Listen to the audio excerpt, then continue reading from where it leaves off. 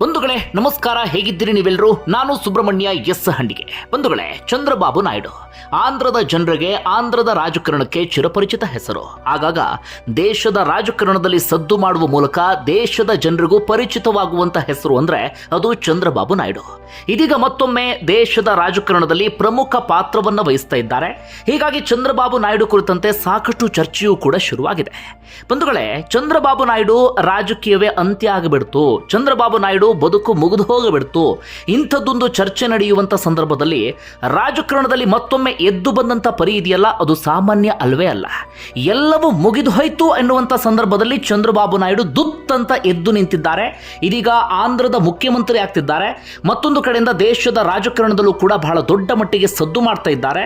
ಹಾಗೆ ರಾಜಕಾರಣದಲ್ಲಿ ಅವರ ಶತ್ರು ಆಗಿರುವಂತಹ ಜಗನ್ಮೋಹನ್ ರೆಡ್ಡಿಗೆ ಮಣ್ಣು ಮುಕ್ಕಿಸುವಂತ ಕೆಲಸವನ್ನ ಚಂದ್ರಬಾಬು ನಾಯ್ಡು ಮಾಡಿದ್ದಾರೆ.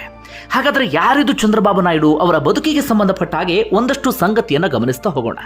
ಬಂಧುಗಳೇ, ಸದ್ಯ ಚಂದ್ರಬಾಬು ನಾಯ್ಡು ಪವನ್ ಕಲ್ಯಾಣ್ ಜೊತೆಗೆ ಸೇರಿಕೊಂಡು ಅಥವಾ ಬಿಜೆಪಿ ಜೊತೆಗೆ ಸೇರಿಕೊಂಡು ಆಂಧ್ರ ರಾಜಕಾರಣದಲ್ಲಿ ಮ್ಯಾಜಿಕ್ ಮಾಡಿಬಿಟ್ಟಿದ್ದಾರೆ. ಇಂತಹ ಚಂದ್ರಬಾಬು ನಾಯ್ಡು ಬದುಕು ಕೂಡ ಅತ್ಯಂತ ಕಲರ್ಫುಲ್ ಆಗಿದೆ. ಕಾಂಗ್ರೆಸ್ನಿಂದ ತಮ್ಮ ರಾಜಕೀಯ ಜೀವನವನ್ನ ಆರಂಭಿಸಿ ಅದಾದ ಬಳಿಕ ಟಿಡಿಪಿಯ ಜೊತೆಗೆ ಗುರುತಿಸಿಕೊಂಡು NTR ಮಗಳನ್ನ ಮದುವೆಯಾಗಿ NTR ಇಂದಲೇ ಅಧಿಕಾರವನ್ನ ಕಿತ್ಕೊಂಡು ಅದಾದ ಬಳಿಕ ಕಾಂಗ್ರೆಸ್ ಅನ್ನ ಕಟುವಾಗಿ ವಿರೋಧಿಸಿ ಅದಾದ ನಂತರ ಮತ್ತೊಮ್ಮೆ ಕಾಂಗ್ರೆಸ್ ಜೊತೆಗೆ ಮೈತ್ರಿಯನ್ನ ಮಾಡಿಕೊಂಡು ಅದರ ನಡುವೆ ದೇವೇಗೌಡರು ಪ್ರಧಾನಿ ಆಗೋದಕ್ಕೆ ಸಹಕರಿಸಿ, ವಾಜಪೇಯಿ ಅವರು ಪ್ರಧಾನಮಂತ್ರಿ ಆಗೋದಕ್ಕೆ ಸಹಕರಿಸಿ, ಈ ರೀತಿಯಾಗಿ ರಾಜಕೀಯ ಬದುಕಿನಲ್ಲಿ ಸಾಕಷ್ಟು ಏಳು ಬೀಳುಗಳನ್ನ ಕೊಂಡು ಕೊನೆಗೆ ಭ್ರಷ್ಟಾಚಾರದ ಆರೋಪದಲ್ಲಿ ಜೈಲು ಸೇರುವಂತ ಪರಿಸ್ಥಿತಿಯನ್ನು ಅನುಭವಿಸಿದಂಥವರು ಚಂದ್ರಬಾಬು ನಾಯ್ಡು. ಅತ್ಯಂತ ಕಲರ್ಫುಲ್ ಆಗಿರುವಂತ ಬದುಕು ನಾಯ್ಡುರದ್ದು. ಅವರ ಬದುಕಿಗೆ ಸಂಬಂಧಪಟ್ಟ ಹಾಗೆ ಒಂದಷ್ಟು ಪ್ರಮುಖ ವಿಚಾರವನ್ನ ನಿಮ್ಮ ಮುಂದೆ ಇಡ್ತಾ ಹೋಗ್ತೀನಿ. ಮೊದಲಿಗೆ ಈಗ ಮಾಡಿರುವಂತ ಮ್ಯಾಜಿಕ್ ಅನ್ನ ಗಮನಿಸೋಣ.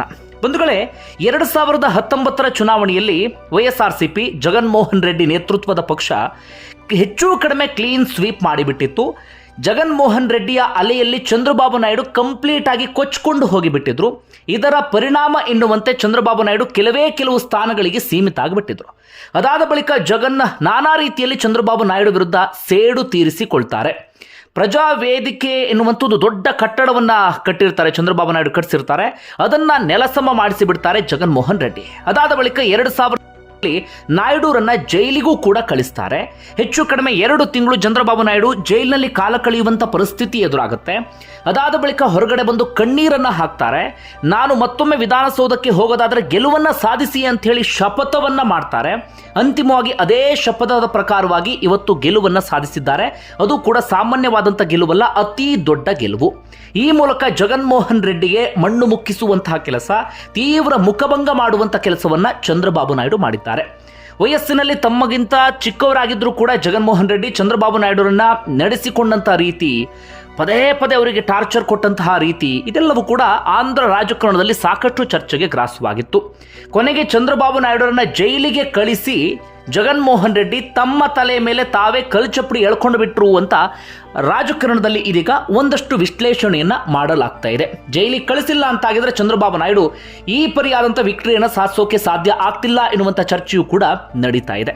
ಈ ಬಾರಿ ಆಂಧ್ರದ ಚುನಾವಣೆ 175 ಸ್ಥಾನ, ಮ್ಯಾಜಿಕ್ ನಂಬರ್ 88 ಇತ್ತು. ಅದರಲ್ಲಿ ಸ್ಪರ್ಧೆ ಮಾಡಿದ್ದು TDP 144ರಲ್ಲಿ. 144ರಲ್ಲಿ 135 ವಿಧಾನಸಭಾ ಚುನಾವಣೆಯಲ್ಲಿ ಗೆದ್ದುಕೊಂಡಿದ್ದಾರೆ. ಲೋಕಸಭಾ ಚುನಾವಣೆ ಜೊತೆಗೆ ಆಂಧ್ರದ ವಿಧಾನಸಭಾ ಚುನಾವಣೆಯೂ ಕೂಡ ನಡೆದಿತ್ತು. ಇನ್ನು ಪವನ್ ಕಲ್ಯಾಣ್ ಸಾಥ್ ಕೊಟ್ಟಿದ್ರು ಚಂದ್ರಬಾಬು ನಾಯ್ಡುಗೆ. ಪವನ್ ಕಲ್ಯಾಣ್ನ ಜನಸೇನಾ ಪಕ್ಷ 21 ಸ್ಥಾನದಲ್ಲಿ ಸ್ಪರ್ಧೆ ಮಾಡಿತ್ತು. 21ರಲ್ಲೂ ಪವನ್ ಕಲ್ಯಾಣ್ ಪಕ್ಷ ಗೆದ್ದಿದೆ.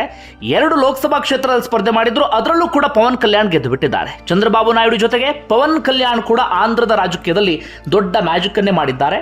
ಇನ್ನು ಬಿಜೆಪಿ 8 ಸ್ಥಾನವನ್ನು ಗೆದ್ದುಕೊಂಡ್ರೆ ಕಾಂಗ್ರೆಸ್ ಯಾವುದೇ ಸ್ಥಾನವನ್ನು ಗೆದ್ದಿಲ್ಲ. YSRCP ಕಳೆದ ಬಾರಿ 151 ಸ್ಥಾನವನ್ನು ಪಡೆದಿತ್ತು. ಆದರೆ ಈ ಬಾರಿ ಕೇವಲ 11 ಸ್ಥಾನಕ್ಕೆ ಸೀಮಿತ ಆಗಿದೆ. ಸ್ವತಃ ಜಗನ್ಮೋಹನ್ ರೆಡ್ಡಿಯೇ ಒದ್ದಾಡಿ ಗೆಲುವನ್ನು ಸಾಧಿಸಿದ್ದಾರೆ. ನೋಡಿ ಹೇಗೆ ಎಲ್ಲ ಕಾಲ ಬದಲಾಗ್ಬಿಡುತ್ತೆ ಅಂತ. ಕಳೆದ ಬಾರಿ ಕೆಳಗಡೆ ಬಿದ್ದಂಥವ್ರು ಯಾರು? ಚಂದ್ರಬಾಬು ನಾಯ್ಡು. ಮೇಲ್ಗಡೆ ಎದ್ದಂಥವ್ರು ಯಾರು? ಜಗನ್ಮೋಹನ್ ರೆಡ್ಡಿ. ಈಗ ಕೆಳಗಡೆ ಬಿದ್ದವ್ರು ಯಾರು? ಜಗನ್ಮೋಹನ್ ರೆಡ್ಡಿ. ಮೇಲ್ಗಡೆ ಎದ್ದವ್ರು ಯಾರು? ಚಂದ್ರಬಾಬು ನಾಯ್ಡು. ಕಳೆದ ಬಾರಿ ಚಂದ್ರಬಾಬು ನಾಯ್ಡು ಎಂಥ ಸ್ಥಿತಿ ಬಂದಿತ್ತು, ಇದೀಗ ಹೆಚ್ಚು ಕಡಿಮೆ ಜಗನ್ಗೂ ಕೂಡ ಅದೇ ಸ್ಥಿತಿ ಬಂದಿದೆ.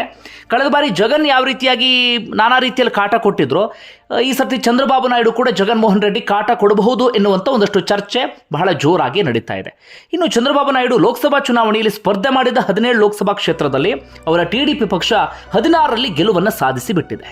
ಇದೀಗ ದೇಶದ ರಾಜಕಾರಣದಲ್ಲಿ ಪ್ರಮುಖ ಪಾತ್ರವನ್ನು ವಹಿಸ್ತಾ ಇದ್ದಾರೆ. ಯಾರಿಗೆ ಬೆಂಬಲ ಕೊಡ್ತಾರೆ ಎನ್ನುವಂಥ ಚರ್ಚೆ ನಡೀತಾ ಇದೆ. ಹೀಗಾಗಿ ಮುಟ್ಟಿದ್ದೆಲ್ಲವೂ ಕೂಡ ಒಂದು ರೀತಿಯಲ್ಲಿ ಚಿನ್ನ ಎನ್ನುವಂಥ ಪರಿಸ್ಥಿತಿ ಚಂದ್ರಬಾಬು ನಾಯ್ಡುಗೆ ಬಂದು ಬಿಟ್ಟಿದೆ. ಹೀಗಾಗಿಯೇ ಯಾವಾಗ ಮನುಷ್ಯನಿಗೆ ಯಾವ್ಯಾವ ರೀತಿ ಟೈಮ್ ಚೇಂಜ್ ಆಗುತ್ತೆ ಅಂತ ಹೇಳೋದಕ್ಕೆ ಸಾಧ್ಯ ಆಗೋದಿಲ್ಲ. ಈಗ ಬದುಕಿನ ಕಥೆಗೆ ಬರೋಣ. ಬಹಳ ಇಂಟ್ರೆಸ್ಟಿಂಗ್ ಆಗಿದೆ. ಚಂದ್ರಬಾಬು ನಾಯ್ಡು ಹುಟ್ಟಿದ್ದು ತಿರುಪತಿ ಜಿಲ್ಲೆಯಲ್ಲಿ ಒಂದು ಸಾಮಾನ್ಯ ಕೃಷಿ ಕುಟುಂಬದಲ್ಲಿ. ಯಾವುದೇ ರಾಜಕೀಯ ಹಿನ್ನೆಲೆಯೂ ಕೂಡ ಇರಲಿಲ್ಲ. ಎಕನಾಮಿಕ್ಸಲ್ಲಿ ಮಾಸ್ಟರ್ ಡಿಗ್ರಿಯನ್ನು ಮುಗಿಸ್ತಾರೆ. ಅದಾದ ನಂತರ PhDಯನ್ನು ಮುಗಿಸ್ತಾರೆ. ಅದಾದ ನಂತರ ಸ್ಟೂಡೆಂಟ್ ಯೂನಿಯನ್ ಲೀಡರ್ ಆಗಿ ಗುರುತಿಸ್ಕೊಳ್ತಾರೆ. ಅದಾದ ನಂತರ ಯೂತ್ ಕಾಂಗ್ರೆಸ್ಗೆ ಜಾಯ್ನ್ ಆಗ್ತಾರೆ. ಯೂತ್ ಕಾಂಗ್ರೆಸ್ನಲ್ಲಿ ಪ್ರಮುಖ ಪಾತ್ರವನ್ನು ವಹಿಸ್ತಾರೆ. 1975 ತುರ್ತು ಪರಿಸ್ಥಿತಿಯ ಸಂದರ್ಭದಲ್ಲಿ ಸಂಜಯ್ ಗಾಂಧಿಯ ಬೆಂಬಲಿಗರಾಗಿ ಗುರುತಿಸಿಕೊಳ್ತಾರೆ. ಕೊನೆಗೆ ಕಾಂಗ್ರೆಸ್ ಪಕ್ಷದಲ್ಲಿ ಒಂದೊಂದೇ ಹಂತಕ್ಕೆ ಮೇಲ್ಗಡೆ ಬಂದು ಬರೀ 28 ವರ್ಷಕ್ಕೆ ಚಂದ್ರಗಿರಿಯಲ್ಲಿ ಅಂದರೆ ಆ ವಿಧಾನಸಭಾ ಕ್ಷೇತ್ರದಲ್ಲಿ MLA ಆಗ್ತಾರೆ. ಬರೀ 30 ವರ್ಷಕ್ಕೆ ಕಾಂಗ್ರೆಸ್ ಸರ್ಕಾರದಲ್ಲಿ ಮಿನಿಸ್ಟರ್ ಕೂಡ ಆಗ್ತಾರೆ. ಸಿನಿಮಾಟೋಗ್ರಫಿ ಮಿನಿಸ್ಟರ್ ಆಗಿದ್ದಂಥ ಕಾರಣಕ್ಕಾಗಿ ಆಗಿನ ಪ್ರಖ್ಯಾತ ನಟ NTR ಸಂಪರ್ಕ ಸಿಗುತ್ತೆ. NTR ಜೊತೆಗೆ ಆತ್ಮೀಯರಾಗ್ತಾರೆ. ಅವರ ಕುಟುಂಬದ ಜೊತೆಗೆ ಆತ್ಮೀಯರಾಗ್ತಾರೆ. ಮಿನಿಸ್ಟರ್ ಆಗಿದ್ದಂಥ ಕಾರಣಕ್ಕಾಗಿ 1981ರಲ್ಲಿ NTR ಮಗಳು ಭುವನೇಶ್ವರಿಯನ್ನ ಮದುವೆ ಆಗ್ತಾರೆ. ಅದಾದ ಬಳಿಕ ಚಂದ್ರಬಾಬು ನಾಯ್ಡು ಬೇರೆ ರೀತಿಯಲ್ಲೇ ಬದಲಾಗಿ ಬಿಡುತ್ತೆ. 1982ರಲ್ಲಿ NTR ಅಂದರೆ ಚಂದ್ರಬಾಬು ನಾಯ್ಡು ಮಾವ, ಹೆಣ್ಣು ಕೊಟ್ಟಂತ ಮಾವ, TDP ಎನ್ನುವಂಥ ಪಕ್ಷವನ್ನು ಕಟ್ತಾರೆ. ತೆಲುಗು ದೇಶಂ ಪಾರ್ಟಿಯನ್ನು ಕಟ್ಟಿಬಿಡ್ತಾರೆ. ಆದರೆ ಚಂದ್ರಬಾಬು ನಾಯ್ಡು ಮಾವನ ಜೊತೆಗೆ ಹೋಗೋದಿಲ್ಲ. ಅದರ ಬದಲಾಗಿ ಕಾಂಗ್ರೆಸ್ನಲ್ಲೇ ಉಳ್ಕೊಳ್ತಾರೆ. ಆಗ ಈ ವಿಚಾರವೂ ಕೂಡ ಚರ್ಚೆಗೆ ಗ್ರಾಸವಾಗಿರುತ್ತೆ. ಅಷ್ಟು ಮಾತ್ರ ಅಲ್ಲ, ಮಾವನ TDP ಪಕ್ಷದ ವಿರುದ್ಧವೇ ಸ್ಪರ್ಧೆಯನ್ನು ಕೂಡ ಮಾಡ್ತಾರೆ. ಆದರೆ ಸೋಲುವಂಥ ಪರಿಸ್ಥಿತಿ ಎದುರಾಗಿ ಬಿಡುತ್ತೆ. ಒಂದಷ್ಟು ಬೆಳವಣಿಗೆಯಲ್ಲಿ ಕೊನೆಗೆ ತಮ್ಮ ಮಾವನ ಪಕ್ಷ TDPಗೆ ಸೇರ್ಪಡೆ ಆಗಿಬಿಡ್ತಾರೆ ಚಂದ್ರಬಾಬು ನಾಯ್ಡು. TDPಗೆ ಬರ್ತಾ ಇದ್ದ ಹಾಗೆ ಜನರಲ್ ಸೆಕ್ರೆಟರಿ ಆಗ್ತಾರೆ. 94ರಲ್ಲಿ ಮಿನಿಸ್ಟರ್ ಕೂಡ ಆಗ್ತಾರೆ. ಬರ್ತಾ ಬರ್ತಾ ಬರ್ತಾ ಬರ್ತಾ TDP ಪಕ್ಷದಲ್ಲಿ ದೊಡ್ಡ ದೊಡ್ಡ ಸ್ಥಾನವನ್ನು ಅಲಂಕರಿಸ್ತಾ ಹೋಗ್ತಾರೆ. TDP ಪಕ್ಷವನ್ನು ಒಂದು ಹಂತಕ್ಕೆ ಕಂಟ್ರೋಲ್ಗೆ ತಗೊಂಡು ಬಿಡ್ತಾರೆ. ಅದೇ ಸಂದರ್ಭದಲ್ಲಿ ಏನಾಗ್ತಿರುತ್ತೆ, 1995ರ ಆಸುಪಾಸಿನಲ್ಲಿ ಈ TDP ಪಕ್ಷದಲ್ಲಿ NTR ಅವರ 2ನೇ ಪತ್ನಿ ಲಕ್ಷ್ಮೀ ಪಾರ್ವತಿ ಅಂತ ಅವರ ಹೆಸರು. ಅವರು ಸಿಕ್ಕಾಪಟ್ಟೆ ಮೂಗು ತೋರಿಸ್ತಾ ಇರ್ತಾರೆ. ಎಲ್ಲದರಲ್ಲೂ ಕೂಡ ತಾನು ಒಂದು ಎಲ್ಲಿ ಇರಲಿ ತಾನೆಲ್ಲಿಡ್ಲಿ ಅನ್ನೋ ರೀತಿಯಲ್ಲಿ ಎಂಟ್ರಿ ಆಗ್ತಿರ್ತಾರೆ. ಹೀಗಾಗಿ ಸಾಕಷ್ಟು TDPಯ ಪ್ರಮುಖ ನಾಯಕರು ರೆಬಲ್ ಆಗ್ತಿರ್ತಾರೆ. ಇದನ್ನು ಬಳಸ್ಕೊಂಡಂಥ ಚಂದ್ರಬಾಬು ನಾಯ್ಡು ಅವರೆಲ್ಲರೂ ಕೂಡ ಬಂಡಾಯ ಏಳುವ ರೀತಿಯಲ್ಲಿ ಮಾಡಿಬಿಡ್ತಾರೆ. ಕೊನೆಗೆ ತನ್ನ ಸ್ವಂತ ಮಾವ ಅಂದರೆ ಹೆಣ್ಣು ಕೊಟ್ಟಂಥ ಮಾವ ಪಕ್ಷವನ್ನು ಕಟ್ಟದಂಥವರು NTR ಅವರನ್ನೇ ಅಧಿಕಾರದಿಂದ ಚಂದ್ರಬಾಬು ನಾಯ್ಡು ದೂರ ಇಟ್ಟು ಬಿಡ್ತಾರೆ. ಅದೇ NTR ಮಗಳನ್ನ ಮದುವೆ ಆಗಿದ್ರು. ಅದೇ NTR ಇಂದಾಗಿ TDP ಪಕ್ಷಕ್ಕೆ ಬಂದಿದ್ರು. ಅದೇ NTR ಇಂದಾಗಿ TDP ಪಕ್ಷದಲ್ಲಿ ಎಲ್ಲವನ್ನೂ ಕೂಡ ಪಡೆದುಕೊಂಡಿದ್ರು. ಕೊನೆಗೆ ಚಂದ್ರಬಾಬು ನಾಯ್ಡು ಅದೇ ತಮ್ಮ ಮಾವ NTR ಅನ್ನ ಅಧಿಕಾರದಿಂದ ದೂರ ಇಟ್ಬಿಡ್ತಾರೆ. ಪಾರ್ಟಿ ಆಫೀಸಿಂದಲೇ ಹೊರಗಡೆ ಹಾಕಿಬಿಡ್ತಾರೆ. 95ರಲ್ಲಿ NTR ಇಂದ ಅಧಿಕಾರವನ್ನು ಕಿತ್ಕೊಂಡು ಬರೀ 45 ವರ್ಷಕ್ಕೆ CM ಆಗಿಬಿಡ್ತಾರೆ ಚಂದ್ರಬಾಬು ನಾಯ್ಡು. ಈ ಕಾರಣಕ್ಕಾಗಿ ಪ್ರಧಾನಿ ನರೇಂದ್ರ ಮೋದಿ ಒಮ್ಮೆ ಸ್ಟೇಟ್ಮೆಂಟ್ ಅನ್ನು ಕೊಟ್ಟಿದ್ರು, ತಮ್ಮ ಮಾವನ ಬೆನ್ನಿಗೆ ಚೂರಿ ಇರಿದವರು ಚಂದ್ರಬಾಬು ನಾಯ್ಡು ಎನ್ನುವ ರೀತಿಯಲ್ಲಿ. ಆಗ ಆ ವಿಚಾರ ಬಹಳ ಚರ್ಚೆ ಆಗಿತ್ತು. ಅದಾದ ಬಳಿಕವೂ ಕೂಡ ಚರ್ಚೆ ಆಗ್ತಾನೆ ಇತ್ತು. 96ರಲ್ಲಿ NTR ತೀರ್ಕೊಂಡು ಬಿಡ್ತಾರೆ. ಹೀಗಾಗಿ ಚಂದ್ರಬಾಬು ನಾಯ್ಡು ಪಕ್ಷವನ್ನು ಕಂಪ್ಲೀಟ್ ಆಗಿ ತಮ್ಮ ಕಂಟ್ರೋಲ್ಗೆ ತಗೊಳ್ತಾರೆ. 99ರಲ್ಲಿ 2ನೇ ಬಾರಿಗೆ ಮುಖ್ಯಮಂತ್ರಿ ಆಗ್ತಾರೆ. ಅದಕ್ಕೂ ಮುನ್ನ 96ರಲ್ಲಿ ದೇವೇಗೌಡರು ಪ್ರಧಾನಿಯಾಗುವಲ್ಲಿ ಪ್ರಮುಖ ಪಾತ್ರ ವಹಿಸ್ತಾರೆ. ಅದಾದ ನಂತರ IK ಗುಜರಾಲ್ ಪ್ರಧಾನಿಯಾಗುವಲ್ಲಿ ಪ್ರಮುಖ ಪಾತ್ರ ವಹಿಸ್ತಾರೆ. 99ರಲ್ಲಿ ವಾಜಪೇಯಿ ಪ್ರಧಾನಿಯಾಗುವಲ್ಲೂ ಕೂಡ ಪ್ರಮುಖ ಪಾತ್ರವನ್ನು ವಹಿಸ್ತಾರೆ. ಆದರೆ ಕಾಲ ಒಂದೇ ರೀತಿಯಲ್ಲಿ ಇರೋದಿಲ್ಲ. 2004ರಲ್ಲಿ ಇವರ ನೇತೃತ್ವದ ಪಕ್ಷ ಪಲ್ಟಿ ಹೊಡೆಯುತ್ತೆ. 2009ರಲ್ಲೂ ಕೂಡ ಪಲ್ಟಿ ಹೊಡೆಯುತ್ತೆ. ಅದರ ನಡುವೆ 2003ರಲ್ಲೊಮ್ಮೆ ಅಟ್ಯಾಕ್ ಕೂಡ ಆಗಿರುತ್ತೆ ನಕ್ಸಲೈಟ್ಸ್ಗಳಿಂದ ಚಂದ್ರಬಾಬು ನಾಯ್ಡು ಮೇಲೆ. 2014ರಲ್ಲಿ BJP ಜೊತೆಗೆ ಸೇರಿ ಮತ್ತೆ ಆಂಧ್ರದಲ್ಲಿ ಮ್ಯಾಜಿಕ್ ಅನ್ನ ಮಾಡ್ತಾರೆ. 2018ರಲ್ಲಿ ಆಂಧ್ರ ಪ್ರದೇಶಕ್ಕೆ ವಿಶೇಷ ಸ್ಥಾನಮಾನವನ್ನು ಕೊಟ್ಟಿಲ್ಲ ಅಂತೇಳಿ ಮೋದಿಯನ್ನು ವಿರೋಧಿಸಿ ಅದೇ NDA ಇಂದ ಹೊರಗಡೆ ಬರ್ತಾರೆ.